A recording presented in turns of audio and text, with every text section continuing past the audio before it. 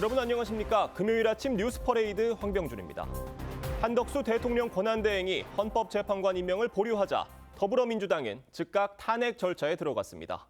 오늘 오후 본회의에서 한 권한대행의 탄핵 소추안을 표결할 예정인데 대통령 권한대행 탄핵안 표결은 헌정사상 처음입니다. 장세희 기자입니다. 더불어민주당이 제시한 헌법재판관 임명 시한을 앞두고 한덕수 대통령 권한대행이 거부 의사를 밝혔습니다. 여야가 합의하여 안을 제출하실 때까지 저는 헌법재판관 임명을 보류하겠습니다. 한 권한대행은 대통령의 중대한 고유권한 행사는 자제하는 게 헌법과 법률에 담긴 일관된 정신이라고 강조했습니다. 민주당은 즉각 반발하며 한대행 탄핵 소추안을 발의했고 오늘 오후 국회 본회의에서 표결이 진행됩니다. 대통령 권한대행 탄핵안이 본회의에서 상정돼 표결이 이뤄지는 것은 헌정사상 처음입니다. 발의는 완료됐고요. 개의하면 바로 의사국에서 보고를 하게 되고 내일 24시간 지난 시점에 표결하게 됩니다. 한 권한대행 탄핵안에는 김건희 여사 특검법 등에 대해 대통령에게 거부권 행사를 건의한 것과 함께 헌법재판관 임명을 거부한 사유도 포함됐습니다. 국민의힘은 한 권한대행의 탄핵을 두고 야당이 탄핵 인질극을 벌이고 있다며 강하게 비판했습니다. 헌법재판소에 권한쟁의 심판을 청구하거나 효력정지 가처분 신청을 내는 법적 대응도 예고했습니다. 탄핵안이 본회의를 통과하면 한 권한대행은 바로 직무가 정지되고 최상목 경제부총리 겸 기획재정부 장관이 권한대행직을 맡게 됩니다. TV조선 장세희입니다. 민주당이 발의한 한덕수 권한대행 탄핵 소추안엔 총리 시절 이른바 계엄 국무회의에 참석해 계엄을 방조했다는 의혹 외에도 헌법재판관 임명 거부 등 대통령 권한대행으로서의 행위까지 포함됐습니다. 이 때문에 탄핵안 통과 때 총리에 준한 151명 찬성이 필요한 건지 대통령처럼 200명 동의가 있어야 하는지 논란이 불가피한 상황입니다. 권영석 기자입니다. 58쪽 분량의 한덕수 권한대행 탄핵 소추안은 총리 시절 김건희 여사 특검법 등에 대해 대통령에게 거부권 행사를 건의한 것과 함께 비상계엄 선포를 위한 국무회의를 소집해 계엄을 도왔다는 내용 등이 담겼습니다. 또 대통령 권한대행이 된 이후 내란 상설특검 추천 의뢰를 회피한 것과 헌법재판관 임명을 거부했다는 사유도 포함됐습니다. 헌법재판소 산하기관인 헌법재판연구원이 2015년 펴낸 해설서는 대통령 권한대행 탄핵 시엔 대통령 기준을 따르는 걸로 설명해놨습니다. 권한대행 시기의 행위가 탄핵 사유에 포함될 경우 대통령과 같은 의원 200명 이상의 동의가 필요하다는 해석이 가능한 겁니다. 다만 헌법재판소는 필자의 의견일 뿐 헌재의 공식 입장은 아직 없다며 차후에 사건이 들어오면 검토해야 할 부분이라고 했습니다. 151명 동의로 탄핵안 통과가 가능하다는 반론 역시 적지 않습니다. 임시적으로 대행하고는 있지만 여전히 법적 지위는 국무총리인데다가 임명된 분이기 때문에 3분의 2의 의결정족수에 해당할 수가 없는 것이죠. 결국 표결 땐 우원식 의장의 판단에 따라 의결정족수가 결정될 전망인데 우 의장의 판단이 법적 효력을 가질지를 두고 또다시 혼선이 불가피해 보입니다. TV조선 권영석입니다. 네, 한덕수 대통령 권한대행 탄핵 소추안이 발의된 소식을 외신들도 주의 깊게 다뤘습니다. 한국의 정치 외교의 위기가 심화되고 있다고 평가하면서 트럼프 2기 보호무역 정책으로 한국 경제에 대한 비관적인 전망도 지적했습니다. 황선영 기자의 보도입니다. 한국의 고위급 외교를 중단시키고 금융시장을 뒤흔든 정치 마비가 심화될 수 있다. AP통신은 한덕수 권한대행의 탄핵 가능성을 보도하며 정치 위기라고 진단했습니다. 앞서 미 국무부가 한 권한대행의 역할을 전적으로 지지한다고 밝힌 상황에서 이마저도 물거품이 될 수 있다는 겁니다. We'll continue to be ready to work with acting President Han and the ROK government, and we'll look forward to sharing engagements in the future should any get scheduled. 외신들은 국회 탄핵 의결 정족수 논란까지 자세히 보도하면서 법적 모호성에 직면할 수 있다. 각 정당과 법학자 간 이견이 있다며 헌법 위기가 심화할 수 있다는 지적도 했습니다. 한국 경제에 대한 비관적인 전망도 잇따라 제기됐습니다. 블룸버그 통신은 트럼프 당선인의 보호무역 정책 전망 아래 정치 불확실성이 한국 경제에 부담을 주고 있다고 평가했습니다. It's not unusual for there to be political turmoil in South Korea, but the situation now is worse than in recent years. 영국 일간 가디언은 권한대행 탄핵이 성공한다면 한국은 2주도 안 돼 두 번째로 국가 원수를 탄핵하는 거라고 전했습니다. TV조선 황선영입니다. 헌법재판소가 예정했던 대로 오늘 윤석열 대통령 탄핵 심판을 시작합니다.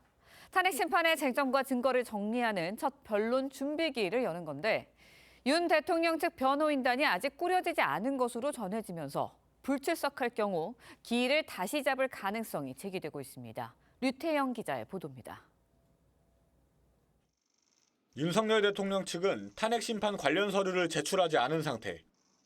피청구인 측으로부터 접수된 서면은 없습니다. 하지만 헌법재판소는 예정대로 오늘 첫 변론 준비 기일을 진행합니다. 탄핵 심판 쟁점을 정리하고 심리 계획을 짜는 건데 윤 대통령 측은 아직 변호인단도 선임하지 않은 것으로 전해졌습니다. 현재는 윤 대통령 측에서 아무도 나오지 않으면 기일을 다시 잡을 가능성이 큽니다. 만약 윤 대통령 측이 불출석하더라도 국회 측 대리인단 입장부터 들은 뒤 준비 기일을 다시 지정해 윤 대통령 측의 출석을 거듭 요구할 전망입니다. 원래 한쪽이라도 불출석하면 진행할 수 없게 되어 있습니다. 그래서 다음 기일을 아마 수명재판관들께서 적절히 판단해서 앞서 윤 대통령 측이 입장 발표 계획도 시사해 여론전으로 이어질 가능성도 점쳐집니다. 성탄절 이후에 대통령과 변호인단 쪽에서 정리된 입장을 26일 이후에 오늘 공개방청석 온라인 추첨에 시민 2만 명이 넘게 몰리며 2251대 1의 경쟁률을 기록했습니다. TV조선 류태영입니다.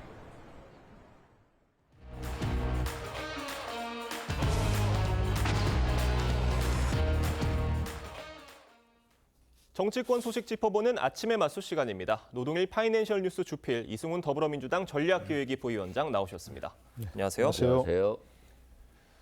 민주당이 한덕수 권한대행에 대한 탄핵안을 발의하면서 헌정사상 초유의 대통령 권한대행 탄핵이 현실화될 조짐입니다. 어제 한 대행의 담화 내용과 야당 반응까지 이어서 들어보겠습니다.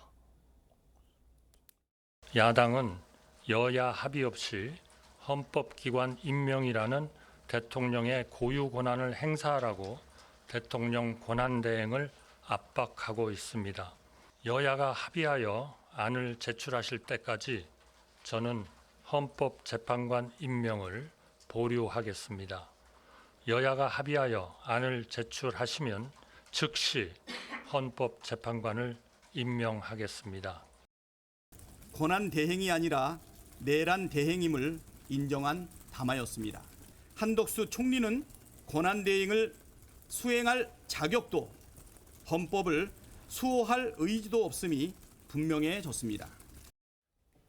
그러니까 한덕수 권한대행 입장은 여야의 합의가 먼저니까 임명을 보류하겠다 이런 거거든요. 어떻게 들으셨습니까?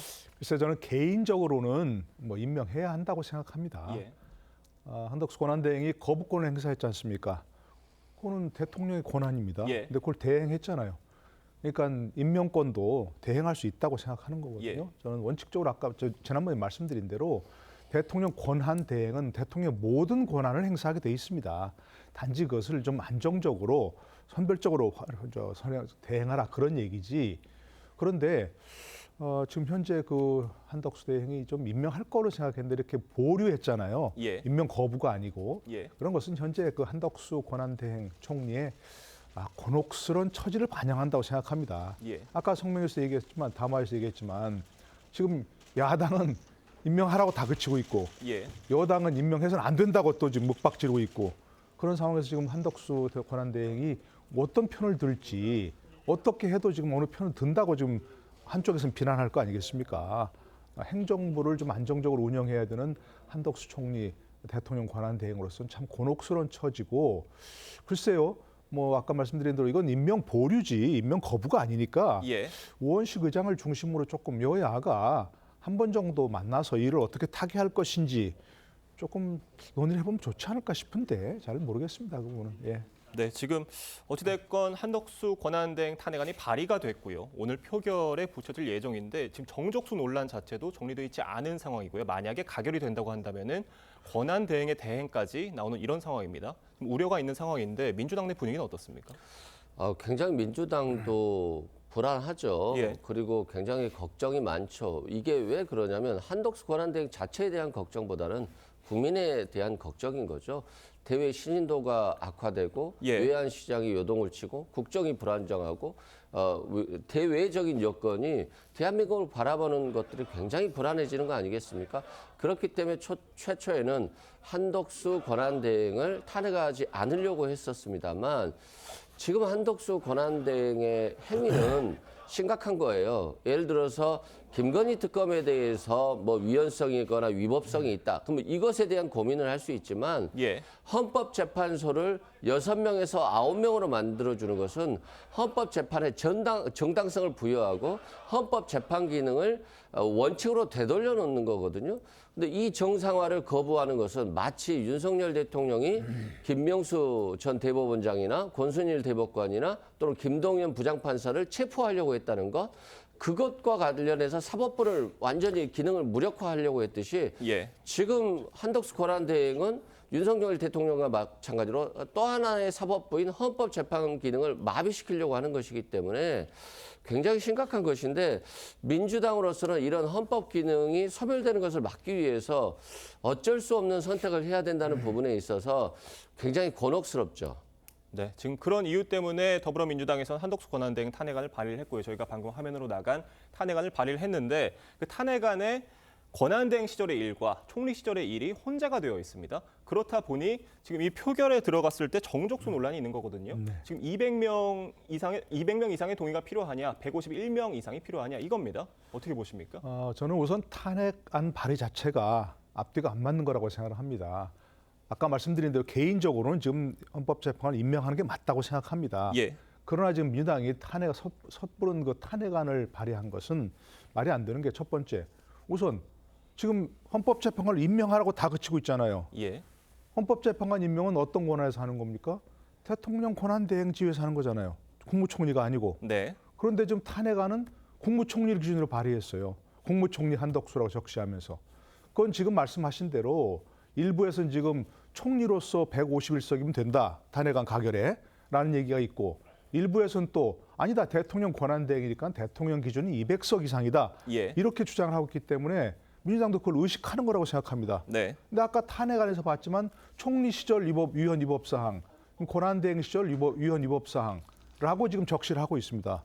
그러면 기본적으로 본인에게 유리한 한덕수 권한대행에게 유리하다고 만약에 표현할지 모르겠습니다만 유리한 200석 이상이 적용돼야 맞는 겁니다. 예. 그러니까 지금 이것도 혼란이 있으니까 저는 우원식 의장께서 이 문제를 오늘 본회의에 열어서 탄핵안을 표결에 붙여서는 안 된다고 생각합니다. 예. 지금 우원식 의장은 단순히 민주당 출신 정치인이 아니고 대한민국 의전서열 2위 정치인입니다. 그러니까 이 문제를 좀 원만하게 해결해야 할 책임이 있고 만에 하나 오늘 본회의를 열어서 190석 정도로 통과가 됐는데 인지됐는데 그걸 통과됐다고 가결이라고 만약 두드렸다 방망이를 그러면 어떻게 하겠습니까? 첫 번째 한덕수 총리 측에서는 권한대행 측에서는 좋다 그럼 총리는 안 하겠다. 국무총리 했으니까 국무총리로 예. 총리는 안 하겠다. 그러나 대통령 권한대행 계속하겠다. 이렇게 주장하면 뭐라고 하겠습니까? 그리고 또 하나 만약에 이건 200석 이상이어야 되는데 과반수밖에 안 넘었기 때문에 아예 인정을 못 하겠다. 그래서 계속하겠다. 이렇게 하면 어떡하겠습니까? 경찰을 동원해서 끄집어낼 겁니까? 어떻게 할 겁니까? 네. 이런 대혼란이 오니까 아까 우리 잠깐 화면에서 봤지만 외국에서 이 문제를 굉장히 심각하게 보고 있고 오늘 당장 탄핵안 표결해서는 안 된다고 생각합니다. 네. 기회를 주고 여야 함께 논의할 수 있는 그런 중재장을 마련해야 한다고 생각합니다. 지금 이 정족수 논란에 대해서 우원식 국회의장이 명확한 입장을 밝히지는 않고 있지만 151석으로 표결에 붙일 것이다라는 관측이 나오고 있는 상황이고요. 만약에 그렇다고 한다면은 국민의힘에서는 이걸 헌법재판소에 권한쟁의 신청을 하겠다 이런 상황이다 보니 혼란이 불가피할 것 같은데 어떻게 보시나요? 그러니까 우원식 의장이 오늘 151석의 표결로 예. 표결을 결정할 가능성이 굉장히 높다. 예. 그리고 이게 불가피한 선택이다라고 생각되는 이유가 한덕수 권한대행이 만약에 어제 발표를 하지 않았다고 한다면 우원식 의장 같은 경우는 시간을 좀 가졌을 수 있을 것 같아요. 예. 조금 더 민주당이 시간을 갖자. 그리고 또 합의를 하고 그래도 안 되면 탄핵하자 이렇게 갔을 것 같은데 어제 한덕수 대행이 너무 명확히 얘기를 하신 거예요. 자신은 여야 합의 전에는 헌법재판관 3인을 임명하지 않겠다. 그러면 여야 합의가 안 돼서 표결을 통해서 왔는데 이걸 거부하겠다는 것은 명백한 의사가 있는 거잖아요. 그렇기 때문에 지금 우원식 의장은 어쩔 수 없는 선택을 해야 되고 헌법의 해석 여지는 충분히 있는 것 같아요. 국무총리를 기준으로 한다면 151석이고 권한대행을 기준으로 한다면 200석이 필요한 것이지만 그럼에도 불구하고 헌법에는 대통령에 대해서는 200명이라고 표결 기준이 있는데 예. 권한대행에 대해서는 없거든요. 그렇다고 본다면 우원식 의장이 이걸 결정할 수 있는 1차적 권한이 있고요. 그리고 나서 이제 국민의힘은 권한쟁의를 심판하겠지만 이것도 결국 헌법재판소가 심판해야 되는 것이거든요. 그리고 국무총리의 권한이 직무가 정지돼 버리면 또 이것도 헌법재판소에 직무 정지를 효력을 정지시켜 주세요라고 하는 효력 정지 가처분을 또 해야 되는 거거든요.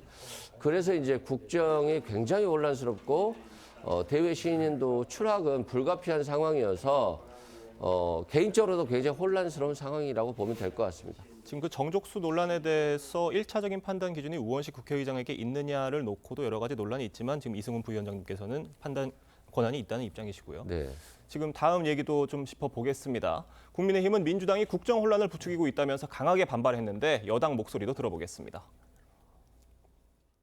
한덕수 대통령 권한대행의 담화문에 잉크가 마르기도 전에 민주당은 탄핵소추안을 제출했습니다. 이러한 졸속 탄핵, 보복 탄핵, 권력 찬탈 탄핵 결코 용납할 수 없습니다. 민주당의 탄핵 독주 국정을 초토화시키고 있습니다.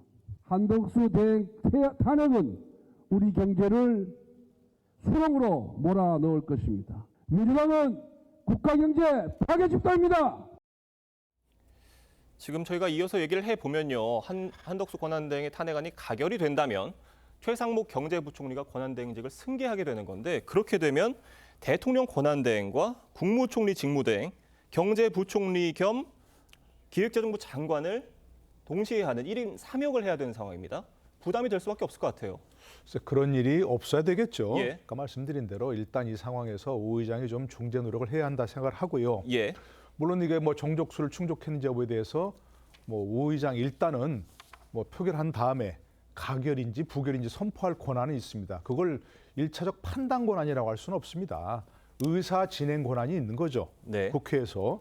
그런데 만약에 151석만 넘어서 200석이 안 돼서 가결을 선포했다. 그럼 아까 제가 말씀드린 대로 한덕수 총리 측에서 권한대행 측에서 인정하지 않을 가능성이 있습니다. 예. 그러면 그게 뭡니까? 아니 대혼란 아니겠습니까? 일부에서 얘기한 것처럼 통과가 되면 최상목 부총리가 또 대행해야 된다. 권한대행에 대행이 된다. 예. 이렇게 얘기하는 사람도 있고 아예 그것은 의결로서 정당한 의결로서 인정할 수 없다는 사람도 있고 아까 얘기했지만 또 일부에서는 그러면 총리 자격은 상실했는데 대통령 권한대행 자격은 있다. 그 권한 행사할 수 있다. 이렇게 얘기하는데 그게 얼마나 혼란스러운 일입니까? 아까 그 하면서 얘기했지만 지금 국가 원수를 2번이나 연속 탄핵하는 며칠 사이에 그런 모습을 보여주면 대한민국의 모습이 뭐가 되겠습니까? 국가 신인도 국정마비 이런 것들은 좀 걱정이 안 되는지 잘 모르겠습니다. 네. 그러니까 우리 처음에 비상겸 선포해서 이렇게 국회가 해제하고 하는 걸 보면서 이 한국이 민주주의가 훼손됐지만 회복력을 보여줬다. 이러면서 이거 찬사를 했는데 일종의 이런 일이 계속되면 민주당에도 결코 도움이 되지 않는 그런 일이라 생각합니다. 지금 최상목 경제부총리가 권한대행의 대행을 역임하게 되는 상황이 된다고 하더라도 거기서 또 이제 헌법재판관 임명을 거부하는 상황이 발생했을 경우에는 민주당에서 또다시 탄핵을 할 수 있다. 이런 입장으로 보이는데 어떻습니까? 기본적 입장은 또다시 탄핵할 수 있겠죠. 예.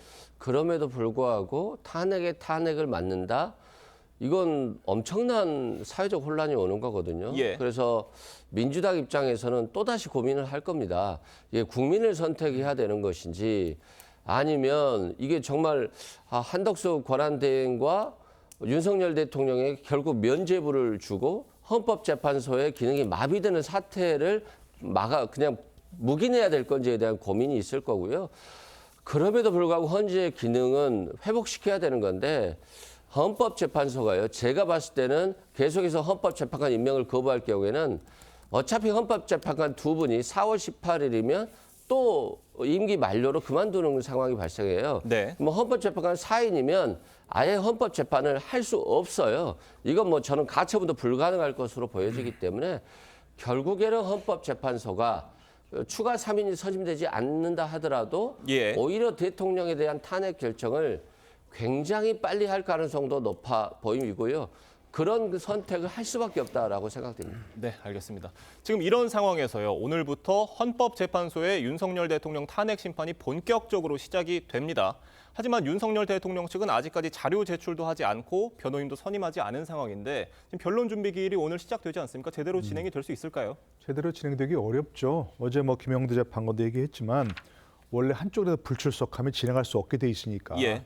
기일을 다시 잡을 것이다. 그대로 할 겁니다. 그러니까 예. 아마 다음 주라든지 이렇게 한 주 수년해서 막 다시 기일을 잡을 건데요. 저는 윤석열 대통령 측에서도 본인이 당당하게 얘기한 것처럼 법적, 정치적 책임 문제를 회피하지 않겠다고 얘기했으면 이것도 당당하게 임하면 됩니다. 그리고 뭐 수사야 좀 다른 얘기지만 이 탄핵 심판에서는 다 녹화해서 다음에 그걸 홈페이지에 공개를 하거든요. 그러면 본인이 하고 싶은 말을 얼마든지 할 수 있지 않습니까? 그렇다면 이것은 전 뭐 빠르게 진행해야 된다 그런 얘기는 아니지만 네. 어쨌든 헌재에서 정한 절차대로 순적하게 이루어지게 하는 게 저는 아직 윤석열 대통령이 대통령직을 유지하고 있지 않습니까? 예. 그런 상황에서 당연한 대다 이렇게 생각합니다. 지금 이런 상황에서 한덕수 대행 탄핵안이 가결이 된다고 한다면 헌법재판소에서는 윤석열 대통령 탄핵 심판과 권한대행 탄핵 심판이 동시에 진행되게 되는 건가요? 동시에 진행되는 게 원칙적으로는 맞죠. 그런데 한덕수 권한대행에 대한 탄핵 심판을 신속하게 진행할 필요는 없다라고 볼 겁니다. 예. 헌법재판소는 가장 중요한 건 최고 권력자인 대통령의 직무가 정지된 상태가 가장 불안한 상태로 보여지기 때문에 헌법재판소는 대통령에 대한 탄핵 심판을 훨씬 더 신속하게 진행할 가능성이 아주 높다라고 보여집니다. 네, 알겠습니다. 저희가 다음 소식 짚어보도록 하겠습니다. 탄핵 전국 속에 조기 대선 가능성이 대두가 되면서 보수 잠룡 등의 행보에 주목이 되고 있습니다. 홍준표, 오세훈 시장, 그리고 유승민 전 의원의 입장 먼저 들어보겠습니다. 조기 대선 상황 오면 나가야지. 장이 섰는데 장돌배기가 장이 안 갑니까? 이재명 대표를 다룰 사람은 우리 방에 나밖에 없을 겁니다.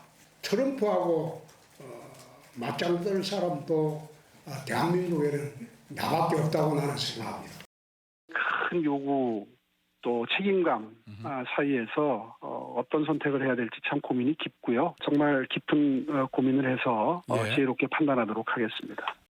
근데 대선 출마하겠어 조기 대선을 전제로 그렇게 말하는 거는 저는 이해가 안 됩니다. 저는 이 상황이 정리되고 당이 제대로 된 길을 찾을 때까지는 그런 이야기 안 할 생각입니다. 저희가 지금 목소리 들어본 이 세 분 중에 차기 대선 후보 있다고 보십니까?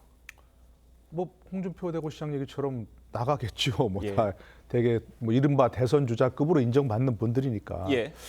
근데 홍 시장 얘기는 그 유승민 의원 얘기가 좀 맞다고 생각합니다. 네. 지금 자당 대통령 후보가 본인들 속한 당 소속 대통령이 이렇게 탄핵을 당해서 아직 헌법재판도 제대로 시작도 하지 않고 있는 그런 상황에서 물론 뭐 질문에 대답을 하는 거겠지만 질문도 대답도 아직 그런 거에 대한 언급하는 건 적절치 않다든가 이렇게 정치적으로 얘기를 해야지 마치 뭐 당연히 조기 대선이 이루어지고 내가 좀 나갈 것이라는 얘기처럼 이렇게 얘기하는 것은 정말 경솔한 거 아닌가. 예. 아직은 그런 얘기를 할 때가 아니다. 지나치게 경솔한 처신이다 이렇게 생각합니다.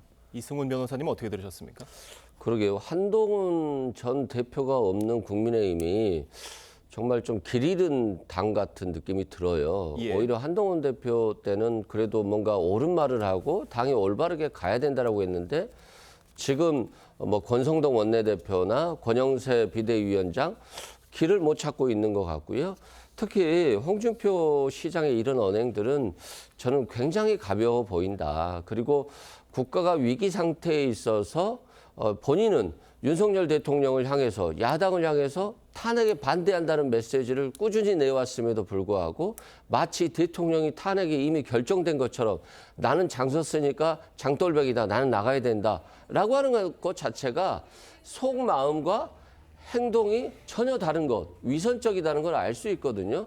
사실상 대통령의 탄핵을 기정사실화하고 대통령의 탄핵이 옳다라고 생각하고 대통령이 나가는 것이기 때문에 지금 홍준표 대구시장의 어떤 행동들은 결코 바람직하지 못하고 오세훈, 유승민과 같은 고민이 절실히 필요한 때이다라고 생각됩니다. 네, 지금 탄핵 심리 시작과 맞물려서 조기 대선 시기도 빨라지고 있는데요. 지금 국민의힘에서는 누가 되든 국민과 민생을 생각하는 후보가 대선 후보가 나와주기를 많은 국민들도 바랄 것 같습니다. 오늘 말씀은 여기까지 듣도록 하겠습니다. 감사합니다. 서울 아침 기온이 영하 7도까지 내려가는 등 중부 내륙을 중심으로 한파가 이어지고 있습니다. 충청과 호남에는 폭설이 예보됐습니다. 광화문 광장에 나가 있는 취재기자 연결해 자세한 날씨 상황 알아보겠습니다. 임서인 기자, 출근길 추위가 어떻습니까? 네, 출근길 시민들은 두터운 옷과 장갑 등 방한용품으로 무장한 채 발걸음을 재촉하고 있습니다. 서울은 오늘 아침 영하 7도 가까이 내려갔습니다. 어제보다 10도가량 뚝 떨어진 건데요. 바람도 강해 체감온도는 더 낮습니다. 아침 최저기온은 수원 영하 8도, 파주 영하 12도, 철원 영하 13도, 대관령 영하 15도로 예보됐습니다. 경기 북부와 강원을 중심으로는 한파특보도 내려졌습니다. 한낮 기온도 서울과 파주 영상 1도, 철원 영하 1도, 대관령 영하 5도에 그칠 것으로 보이는데요. 찬바람 때문에 체감온도는 종일 영하권에 머물겠습니다. 기상청은 이번 강추위가 내일까지 이어지다 올해부터 평년 수준을 되찾을 것으로 내다봤습니다. 충남과 호남 지역에는 눈 소식이 있습니다. 시간당 1에서 3cm 안팎의 폭설이 쏟아지겠는데요. 내일까지 전북에 최대 20cm 이상, 충청에 최대 10cm의 많은 눈이 쌓이겠습니다. 기상청은 해안가 근처 지역에 습하고 무거운 눈이 내릴 것으로 예상된다며 시설물 붕괴 피해가 없도록 주의해달라고 당부했습니다. 서울 광화문 광장에서 TV조선 임서인입니다. 네, 비상계엄 기획자로 알려진 김용현 전 국방부 장관이 자신의 변호인단을 통해 첫 공식 입장을 밝혔습니다. 국회를 장악한 야당에 맞서서 계엄을 하게 됐다며 정당성을 주장했는데 향후 자신의 법적 판단에 영향을 줄 수도 있다는 분석입니다. 차순우 기자의 보도입니다. 계엄 선포 직후 여의도 국회에 특전사 장병을 태운 헬기가 착륙합니다. 계엄 해제 직후 사임했던 김용현 전 장관이 변호인단을 통해 첫 공식 입장을 밝혔습니다. 김 전 장관은 포고령과 담화문 초안을 직접 작성했다고 시인했습니다. 윤석열 대통령은 일부 내용만 수정했다고 했습니다. 계엄은 일반적으로 국민들에 대한 통행 금지 또는 통행 제한을 가하는 것을 내용으로 하는데 이를 삭제 지시하였습니다. 김 전 장관은 계엄 선포 이후로 다수당 횡포 견제, 선거 의혹 해소, 반국가 세력 정리를 들었다고 변호인단이 전했습니다. 전시, 사변 또는 이에 준하는 국가 비상사태일 때만 계엄을 선포할 수 있다는 헌법 규정과는 차이가 있습니다. 헌재 관계자 해석도 마찬가지였습니다. 계엄법 발령 요건 구비하고 있는 겁니까? 개인적으로는 그렇다고 생각하지 않습니다. 김 전 장관은 계엄 선포는 대통령의 고유 권한으로 내란죄에 해당하지 않는다고 주장했지만 기자회견이 본인의 법적 판단에 영향을 줄 수 있다는 분석이 나옵니다. TV조선 차순우입니다. 화제가 된 사건 사고 소식 짚어보는 아침의 이슈 시간입니다. 네, 최진영 변호사, 조현삼 변호사와 함께 자세한 이야기 나눠보도록 하겠습니다. 안녕하세요. 네, 안녕하십니까?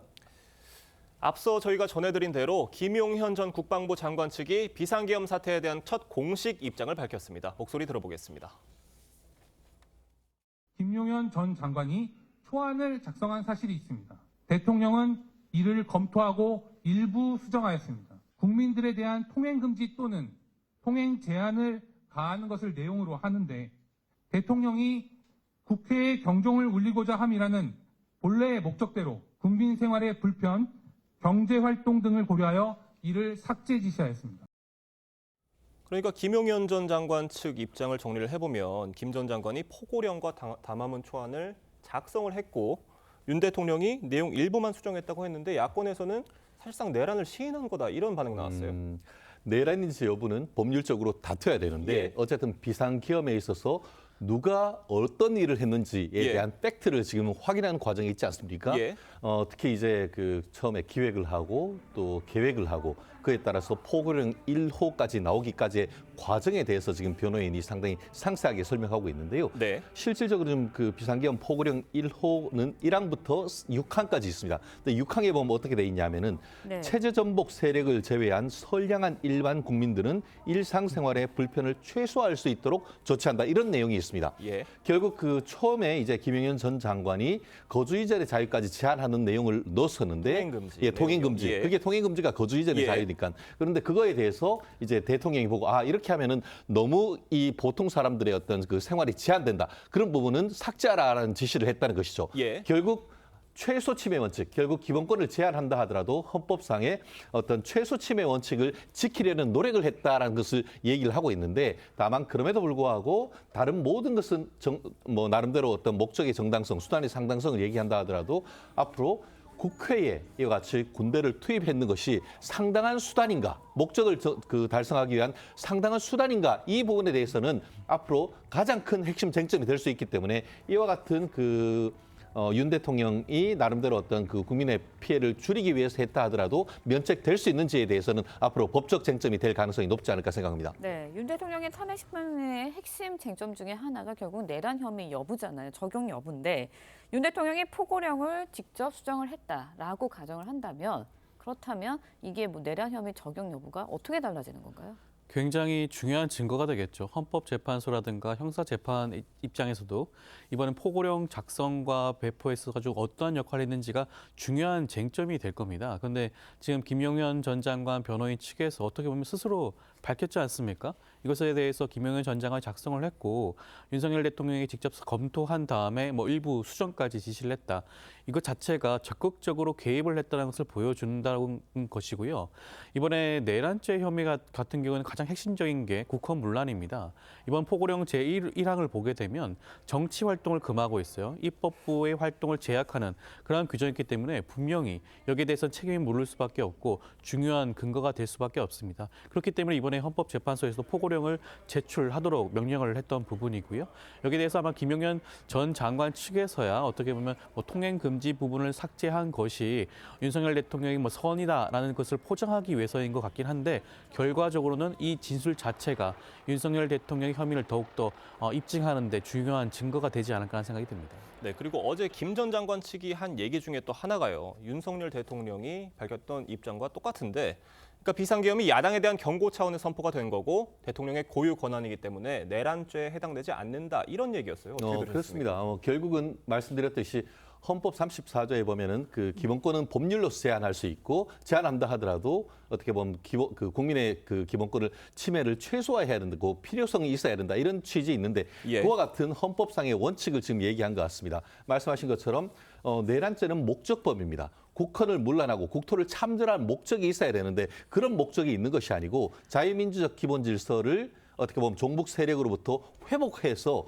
미래 세대에게 자유 대한민국을 물려주기 위한 목적이다라고 해서 내란죄에 있어서의 주관적 범죄 성립 요건으로서의 어떤 그 목적을 부인하는 이런 내용 아니겠습니까? 예. 다만 그렇다 한다 하더라도 지금 포고령 1항에 보면은 국회, 지방의회, 정당의 활동과 정치적 결사, 집회, 시위의 일체의 정치 활동을 금한다.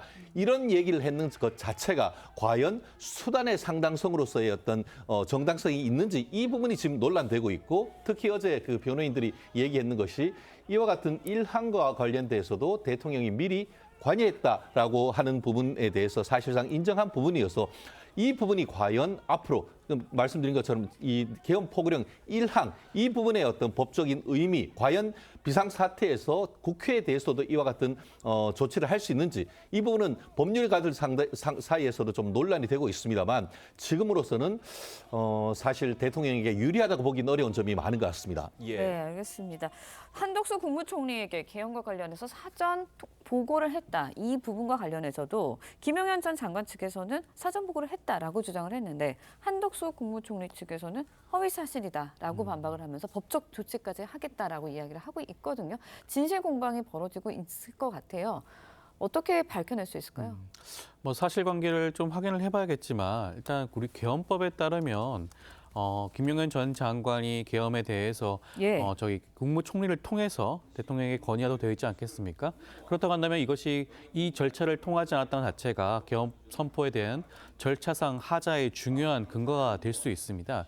그렇기 때문에 김용현 전 장관 입장에서는 절차상 하자와 흠결이 없다는 입장에서 그 당시 한덕수 총리에게 건의를 했다라는 주장을 한 것으로 보여지는데 한덕수 총리는 여기에 대해서 부인을 하고 있기 때문에 사실 그 당시에 국무회의장에는 국무위원들이 다수가 있지 않았겠습니까? 국무위원들의 진술을 통해서 진위 여부를 판단할 필요성이 있을 것으로 보여지고요. 그리고 여차한 경우에는 한덕수 총리와 김용현 전 장관에 대한 대질 신문을 통해서라도 누구의 말이 더욱더 진실에 부합한지를 아마 조사할 필요성이 있지 않을까 생각이 듭니다. 네, 방금 들어온 소식 좀 전해드릴까요? 네, 지금 방금 들어온 소식 전해드리도록 하겠습니다. 윤석열 대통령 측에서요, 오늘 탄핵 심판 변론 기일에 출석을 하겠다는 입장을 조금 전에 밝혔습니다. 그러니까 오늘 대리인 선임계를 내고 예정된 변론 준비 기일에 출석을 하겠다는 얘기인데 결국 그렇게 된다면 오늘 헌법재판소에서는 예정된 일정을 진행할 수 있을 것으로 보여요. 그렇습니다. 저 또한 오늘 출석할 것으로 예측을 했습니다. 왜냐하면은 박근혜 전 대통령에 대한 탄핵 소추 당시에 박 대통령은 탄핵 절차에 참석을 하지 않았습니다. 출석 요청을 했음에도 불구하고 참석을 하지 않았고 그 결과 탄핵 결정을 하면서 박 대통령에 대해서 헌법소 의지가 없다라는 얘기를 밝힌 적이 있습니다. 아마 그렇기 때문에 오늘 준비 절차에 출석하지 아니할 경우에는 박근혜 전 대통령에 대해서 그런 탄핵했을 때처럼 윤석열 대통령도 헌법소 의지가 있는가 이 부분에 대해서 의문을 제기할 수밖에 없는 겁니다. 그러다 보니까 윤 대통령 입장에서는 오늘 어떻게 보면은 많이 준비를 했을지 어떨지는 모르겠습니다. 그럼에도 불구하고 참석을 함으로써 적극적으로 변론을 하겠다라는 의지를 밝힌 것 같은데 다만 얼마나 준비를 해가지고 왔는지 경우에 따라서는 준비 절차가 1회로 끝나는 것이 아니고 2회, 3회도 될 수 있기 때문에 어쨌든 오늘 실질적인 어떤 국회와 또 윤석열 정부 대리인 사이에 어떤 그 실질적인 공방이 시작됐다라는 점에서 굉장히 의미 있는 날인 것 같습니다. 네, 일단은 적극적으로 변론에 나서는 모습을 보이고 계시다라고 말씀해 주셨는데 오늘 변론 준비 기일에서 어떤 내용을 다툴 거라고 보세요? 변론 준비 기일 자체는 향후 어떤 식의 쟁점과 그다음에 증거를 어떻게 할 것인지 그다음에 증인을 어떻게 할 것인지에 대해서 사전 조율하는 절차라고 생각하시면 되는데요. 저는 윤석열 대통령이 그전에 송달을 받지 않는다든가 변호인단을 선임계를 제출하지 않는다든가 이런 형식을 통해 가지고 헌법재판소의 심의를 약간 지연시키는 전략을 택했는데 헌법재판소가 여기에 대해서 더 이상 더 이상 좌고우면하지 않고 변론 준비기를 진행을 하고 송달 간주 처리하지 않았겠습니까? 이러한 절차를 봤을 때 윤석열 대통령 입장에서는 더 이상 지연 전략이 통하지 않는구나라는 생각을 가지고 이번 준비기일에 임하는 것으로 보여지는데 이번 준비기일뿐만 아니라 차후에 있을 준비기라든가 변론기일에 있어서도 아마 헌법재판소는 이런 재판 지연을 더 이상 용납하지 않는 그런 모습을 보이지 않을까 생각이 듭니다. 네, 알겠습니다. 오늘 두 분 말씀은 여기까지 듣도록 하겠습니다. 감사합니다. 고맙습니다.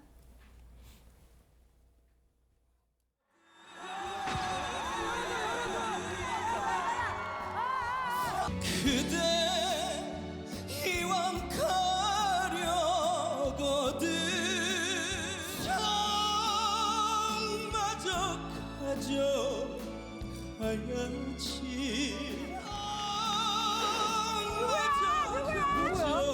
부족했던 것 같아요.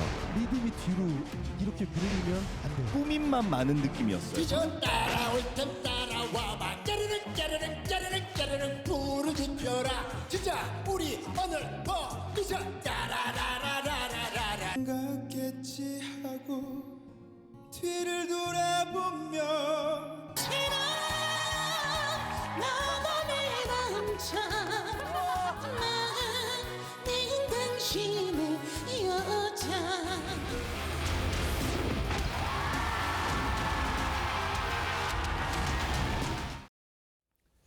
대한민국의 트로트 열풍을 일으킨 트롯 오디션의 원조 미스터트롯 시즌3가 화제를 낳고 있습니다. 네, 본선 진출을 위한 치열한 마스터 예심이 펼쳐지고 있는데요. 조선일보 최보영 기자와 함께 자세한 이야기 나눠보도록 하겠습니다. 안녕하세요. 안녕하세요. 먼저 이번 시즌에서 새롭게 신설된 45세 이상의 중년 남성들로 이뤄진 오비부 무대 먼저 보시고 이야기 이어가겠습니다. 자 이제 시작 나 오늘 미쳐 따르릉 길을 비켜라 찢었다 올 땐 따라와봐 짜르릉 불을 지펴라 진짜 우리 오늘 미쳐 따라라라라라라라 길 떠난 소녀같이 하얗게 밤을 새우네 힘이 나는 차 한 잔을 마주하고 앉으면 젊은 날 뛰는 가슴 안고 수평선까지 달려나가는 돛을 높이 올리자 거친 바다를 달려라. 나이는 숫자에 불과하다라는 말을 증명해준 무대였던 것 같아요. 박태관 씨와 최진국 씨 두 분 모두 60대인데 무대에서 보여준 힘이 굉장하신 것 같습니다. 네, 그렇습니다. 말씀하신 대로 나이는 숫자가 아니다라고 하지만 그 두 분의 역할 때문인지 시청률은 15.1%까지 일찍 상승했습니다. 그 노익장의 그 열정이 무대를 지배하는 열정이 많은 시청자분들에게 힘을 준 것 같아요. 특히 박태관 씨는 K본부에서 좀 BTS로 뜨거운 열정을 보여주셨는데 또 TV조선에서는 영탁 씨가 원곡자인 영탁 마스터가 자기가 이렇게 부르는 사람을 본 적이 없다고 할 정도로 굉장히 놀라는 모습을 보여주기도 했습니다. 지금 오비부에서 가장 큰 반전 매력을 보여준 인물은 박경덕 씨 같은데 이 주영훈 마스터가 백이성 얼굴에 조성모 목소리가 나왔다 이런 비유를 했어요. 네, 그렇습니다. 보시면 아마 아까 화면을 잠깐 보셨겠지만요. 그 중에서도 오비부는 45세 이상 멤버들로 구성이 됩니다. 그런데 저 분께서 너무나 아름다운 미성으로 숨어오는 바람소리라는 굉장히 명곡을 불렀어요. 그래서 지난주에 8세 유지우 군이 엄청난 아기 천사 같은 목소리로 무대를 지배했다면 이번에는 그 오비부의 황금 막내인 박경덕 씨께서 그런 좀 아름다운 목소리로 노래를 정말 반전 매력을 보여줘서 사람들한테 많은 놀라움을 줬던 것 같습니다. 네, 전국 시청률이 15%가 넘었다는 거 정말 대단한 일이지 않나라는 생각이 드는데요. 이번 시즌에서 새롭게 신설이 됐습니다. 부서 현역부 X 무대도 단연 화제가 되고 있는데요. 영상으로 준비를 했습니다. 보고 이야기 이어가겠습니다.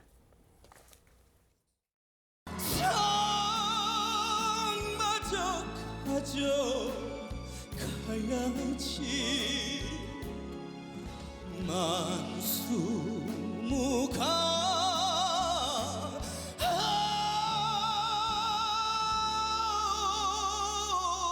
하옵소서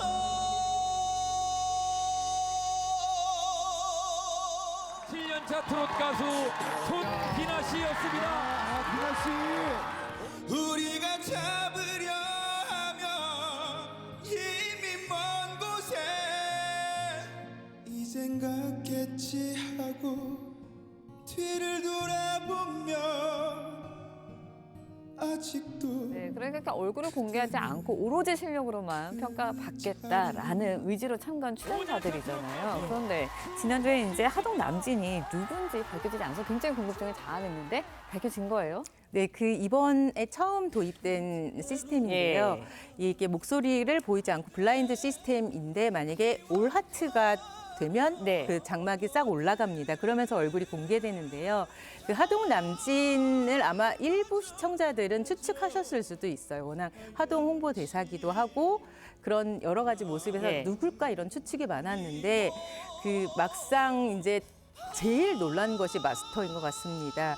그 시즌 1, 2, 3에 다 출전을 했는데도 불구하고 시즌 1, 2에서는 주목받지 못했거든요. 그런데 이번에 정말 가버린 사랑을 너무너무 화려하게 불러서 정말 많은 사람들에게 감동과 또 한 번의 그 올라도 또 한 번 정상에 밟을 수 있다. 이런 또 명언을 남겨서 굉장한 큰 감동과 울림을 주고 있습니다. 네, 그러니까 블라인드에 가려져서 목소리만 듣고 판단을 하다 보니까 일단 시청자한테는 많은 궁금증을 자아낼 것 같아요.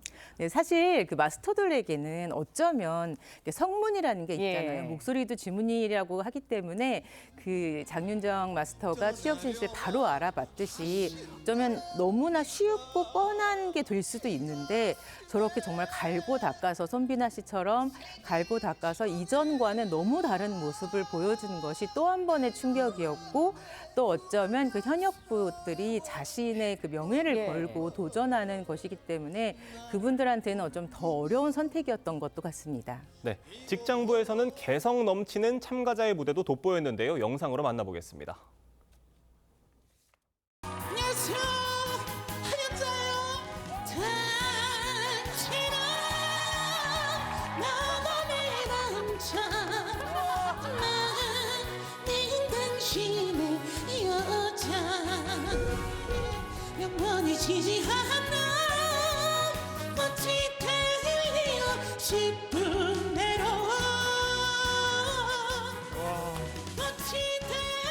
저도 영상을 보고 정말 깜짝 놀랐습니다. 김연자 가수님과 네. 정말 너무 닮았는데 한희재 씨가요. 올하트를 받아서 본선으로 직행을 했어요. 네, 그 미스터 트롯 1에서 예. 이제 반반이라는 네. 이제 한주라로 등장을 해서 사람들에게 굉장한 충격을 줬는데 예. 어제는 거의 그 김연자 마스터랑 똑같은 모습으로 그러니까 일부에서는 저 의상을 김연자 마스터 네. 의상을 빌려 입고 온 게 아닌가 하는 실제로 그러니까요. 맞춰 입었다고 하더라고요. 예. 머리도 네. 그것에 맞게 머리도 실제 길렀다고 해요. 그래서 예. 그동안에 이제 또 갈고 닦았던 실력을 한번 다시 보여준 게 이번에는 좀 1, 2에서 약간 제 실력을 발휘하지 못했던 분들의 네. 약간 그 이경규 마스터의 작품 이름을 빌면은 복수열전이 아닌가 또 이런 생각이 듭니다. 네, 뭐 여러 출연자들 굉장히 화제가 되는 출연자들 많아서 많이 보여드리고 싶은데 이번 시즌에 새롭게 뭐 시도가 되는 장치들이 많다고 해요. 지난 시즌과 다른 점이 있다면 어떤 게 있을까요? 맨 처음에 그 마스터 예심에서 지금 많이 보셨을 텐데 예. 마스터 예심이 이렇게 두 개로 갈라진 적이 없었습니다. 선배 마스터하고 국민 마스터 둘로 나뉘었는데요. 특히 1, 2에서 이제 탑7에 올랐던 분들이 이제 선배 마스터로 자리를 해서 굉장히 뭔가 대통합 이런 의미가 있고요.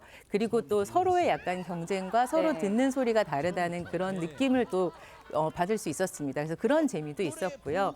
그리고 3가 되니까는 1, 2의 모든 것을 좀 총종합하는 그런 느낌과 그리고 또 상위 입상권자는 일본에도 진출하는 그 보장도 돼 있어서 여러 가지로 또 화제가 될 것 같습니다. 네. 네, 벌써부터 많은 화제를 낳고 있는 미스터 트롯 시즌3 시청자 여러분의 많은 관심 부탁드리겠습니다. 오늘 말씀은 여기까지 듣겠습니다. 감사합니다. 고맙습니다.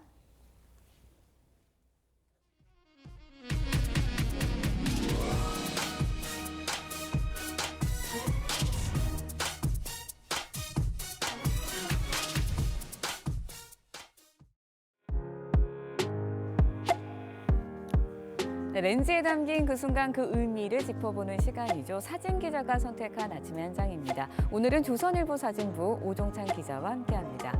안녕하세요. 오늘 아침에 볼 사진 어떤 건가요? 네, 충북 단양군 소백산에 하얗게 설경이 펼쳐진 장면입니다. 어느덧 한 해가 저물고 있습니다. 주위를 둘러보면 아름다운 순간들도 많았는데요. 올해 대한민국 관광공모전 수상작들 중에 인상적인 사진들을 골라봤습니다. 눈 사이로 설경을 보니 꼭 액자 속 한 폭의 그림 같기도 합니다. 서울 한강 선유도 다리 위에서 사람들이 일출을 보며 소원을 빌고 있습니다.